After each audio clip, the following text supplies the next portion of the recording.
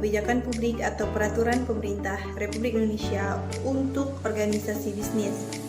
Salah satunya mengambil perusahaan yaitu PT Balai Pustaka Persero. Balai Pustaka resmi berdiri pada tanggal 22 September 1917. Sebelum merdeka, Balai Pustaka telah membangun sekitar 2.800 taman bacaan rakyat.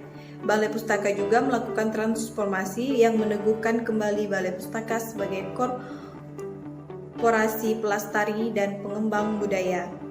Sebuah posisi yang juga berperan membangun karakter bangsa. Sekarang kita akan melihat hasil analisis, di mana hasil analisis mengenai kebijakan publik atau peraturan pemerintah Republik Indonesia dan perusahaan Balai Pustaka adalah sebagai berikut. Yang pertama, Peraturan Pemerintah Republik Indonesia bahwa dalam rangka meningkatkan efisiensi dan efektivitas serta agar dapat lebih berperan dalam serta mencerdaskan kehidupan bangsa, perusahaan umum atau Perum Penerbitan dan Percetakan Balai Pustaka yang didirikan dengan Peraturan Pemerintah Nomor 48 Tahun 1985 perlu dialihkan bentuknya menjadi perusahaan perseroan atau yang lebih kita kenal dengan Persero, sebagaimana dimaksud dalam Undang-Undang Nomor 9 Tahun 1969. Nah, Peraturan Pemerintah Republik Indonesia yang mengatur PT Balai Pustaka menjadi perusahaan yang ada sampai saat ini adalah Peraturan Nomor 66 Tahun 1996 yang merubah bentuk perusahaan Balai Pustaka dari perusahaan umum atau Perum menjadi perusahaan perseroan atau Persero. Adapun maksud dan tujuan perusahaan sesuai peraturan ini adalah sebagai berikut. Yang pertama, mengembangkan dan menyebarkan ilmu pengetahuan dan teknologi melalui buku dan hasil penerbitan serta percetakan lainnya bagi kepentingan umum dan sekaligus memupuk keuntungan berdasarkan prinsip-prinsip pengelolaan perusahaan. Yang kedua, membangun ekonomi dan ketahanan nasional melalui pengembangan industri, perbukuan dan multimedia dalam rangka mencerdaskan kehidupan bangsa dan pengembang budaya bangsa. Yang kedua, peraturan perusahaan dalam mengatur tingkah laku. Ada 3 kelompok kebijakan yang wajib untuk semua karyawan di perusahaan harus ikuti atau harus ditaati. Yang pertama, kebijakan sebagai atasan, di mana kebijakan sebagai atasan yang pertama harus melakukan pola komunikasi secara terbuka, jujur, berkreasi, berinovasi, berprestasi, dan bertanggung jawab. Yang kedua, mampu mentransfer pengetahuan dan meningkatkan kompetensi demi kemajuan perusahaan. Yang ketiga, melibatkan dan mempertimbangkan masukan dari bawahan dalam proses pengambilan keputusan. Yang keempat, bersikap terbuka, simpatik, dan membantu bawahan saling menghormati dan menghargai pendapat bawahan, serta dapat menerima perbedaan pendapat dengan bawahan. Yang kelima, mempunyai visi ke depan yang jelas. Yang keenam, mampu berpikir strategis dan menjabarkan secara taktis operasional. Yang ketujuh, memberi contoh keteladanan dalam tindakan dan perilaku sehari-hari sesuai kata-kata dan perbuatan. Yang kedelapan, dapat mendorong dan memotivasi bawahan untuk berprestasi dan secara bersama-sama mencapai sasaran kinerja yang telah ditetapkan. Yang kesembilan, memberikan kesempatan yang sama bagi bawahan untuk mengembangkan karirnya tanpa membedakan suku, ras, agama, gender, dan golongan.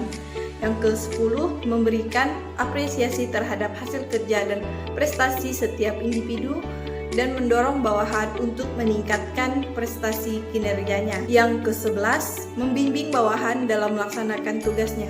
Yang ke-12, menanggapi setiap laporan yang diterima mengenai pelanggaran disiplin dan menindaklanjuti secara adil dan transparan sesuai peraturan perusahaan. Jadi, bagi karyawan yang melanggar atau tidak menaati peraturan yang sudah ada di perusahaan, kita tidak boleh semena-mena memberikan hukuman atau sanksi kepada karyawan, melainkan kita harus memberikan secara adil dan mengikuti peraturan yang sudah ada dalam perusahaan. Yang ke-13, selalu berusaha meningkatkan kemampuan pengetahuan dan profesionalisme dalam melaksanakan tugas. Yang ke-14, memelihara dan meningkatkan keutuhan dan kekompakan seluruh karyawan PT Balai Pustaka Persero agar tidak timbul persaingan yang tidak sehat antar bawahan. Yang ke-15, senantiasa berubah menciptakan iklim kerja yang kondusif. Yang ke-16, tidak melakukan intimidasi atau tekanan, penghinaan, pelecehan terhadap bawahan. Yang ke-17, bersikap terbuka terhadap kritik dan saran yang membangun. Yang kedua, kita akan bahas tentang kebijakan sebagai bawahan. Yang pertama, bekerja jujur dan profesional dalam menjalankan tugas dan penuh tanggung jawab. Yang kedua, bersikap dan bertingkah laku santun terhadap atasan dan sesama karyawan PT Balai Pustaka Persero. Yang ketiga, selalu berusaha meningkatkan kemampuan, pengetahuan, dan profesionalisme dalam melaksanakan tugas. Yang keempat, memberikan saran dan masukan yang positif kepada atasan. Yang kelima, berani mendiskusikan kebijakan atasan yang tidak sesuai dengan aturan perusahaan. Yang keenam, tidak membahas kebijakan atasan dengan sesama bawahan yang berpotensi mengundang fitnah dan kontraproduktif terhadap kinerja perusahaan. Yang ketujuh, memberikan informasi yang akurat, up to date, dan relevan. Yang kedelapan, disiplin dalam bekerja sesuai peraturan perusahaan. Yang kesembilan, melaksanakan dan mempertanggungjawabkan setiap tugas dengan baik. Yang kesepuluh, menginformasikan kepada pimpinan bila terdapat indikasi penyimpangan. Yang ketiga, kita lihat yaitu kebijakan sebagai rekan kerja. Yang pertama, pengembangan kemampuan dan keterampilan untuk bekerja dalam kelompok. Yang kedua, memiliki semangat kerja yang sama tinggi dan selalu siap membantu rekan ataupun unit kerja lain. Yang ketiga, menjaga iklim yang kondusif untuk saling bekerja sama, serta memiliki pandangan positif terhadap sesama rekan kerja. Yang keempat, berusaha memberikan yang terbaik guna keberhasilan kelompok kerja. Yang kelima, menitik beratkan kepada kepentingan bersama.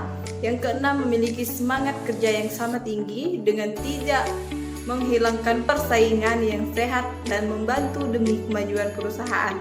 Yang ketujuh, menciptakan keterbukaan informasi sesama rekan kerja dan antar unit kerja untuk mendukung kerjasama dan koordinasi yang baik. Yang kedelapan, selalu berusaha untuk memelihara kebenaran dan ketepatan informasi. Yang kesembilan, menjauhi sikap malu bertanya serta rendah diri dalam melaksanakan tugas. Yang ke-10, saling menghargai dan mengisi antar individu, antar unit kerja dan unit kerja untuk menjamin keberhasilan perusahaan secara keseluruhan. Yang ke-11, melakukan pekerjaan secara terkoordinasi dengan unit kerja lain. Yang ke-12, tidak memandang rendah unit kerja lain, melainkan saling mendukung dan melakukan sinergi secara optimal. Yang ke-13, memiliki pandangan positif terhadap sesama karyawan serta menyadari bahwa setiap individu memiliki kelebihan dan kekurangan. Yang ke-14, tidak mencari-cari kesalahan orang lain, menjatuhkan terhadap sesama rekan kerja. Yang ke-15, melibatkan dan mempertimbangkan masukan dari rekan kerja dalam proses pengambilan keputusan. Yang ke-16, bersikap terbuka, simpatik, saling membantu sesama rekan kerja, saling menghormati, menghargai pendapat orang lain, dan dapat menerima perbedaan pendapat dengan baik. Yang ke-17, menciptakan suasana kinerja sportif dan menyenangkan. Yang ke-18, memiliki semangat persaingan yang sehat untuk memacu prestasi kerja secara optimal. Yang ke-19, menghindari tindakan dan ucapan yang mengandung unsur intimidasi, pelecehan, penghinaan, sikap mengejek, memfitnah, dan merendahkan teman. Yang ke-20, bekerja dan harmonis berdasarkan dedikasi dan kepercayaan bersama untuk mencapai tujuan bersama. Yang ke-21, menghindari dan mencegah persaingan tidak sehat antara rekan kerja. Dan yang terakhir, saling membantu dan memotivasi dalam penyelesaian tugas sehari-hari.